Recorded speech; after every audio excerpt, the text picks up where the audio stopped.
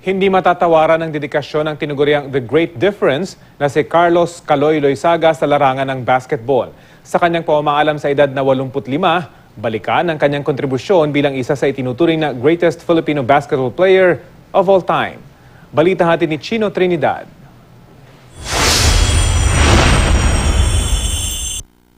Sa panahong tumataginting pa ang pangalan ng Pilipinas sa world stage ng basketball, isang pangalan ang namukod-tangi.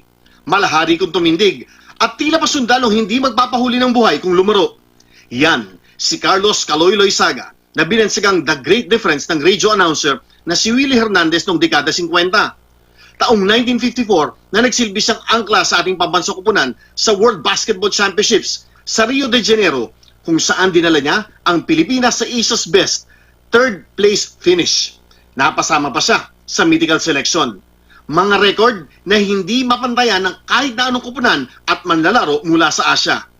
Sa gitna ng kanyang mga nakamit, ang tunay na marka na iiwan ni Caloy Loizaga ay ang paglalaro para sa bayan ng walang iniintay na kapalit. Sa panahong nagsisimula pa lamang ang komersyalismo sa basketball, isa sa mga unang pumipila si Loizaga tuwing bubuuin ang pambansang koponan. Noong 1960 ay nabalian si Caloy ng kamay, ngunit pilit pa rin itong sumama sa koponan na pupunta ng Rome Olympics.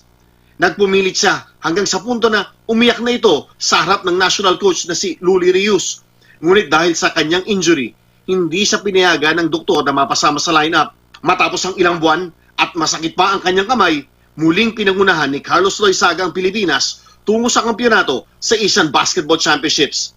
Sa pagtatapos ng kanyang paglalaro, nagsilbi naman siya bilang national coach at ipinasa niya sa mga sumunod na henerasyon na players gaya ni na Ed Roque, Sonny Jaworski, Freddie Webb, Danny Florencio kung paano ang lumaro ng buong isip at puso para sa bayan.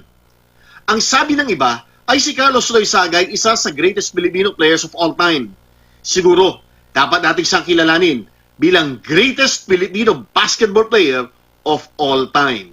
Chino Trinidad, GMA News.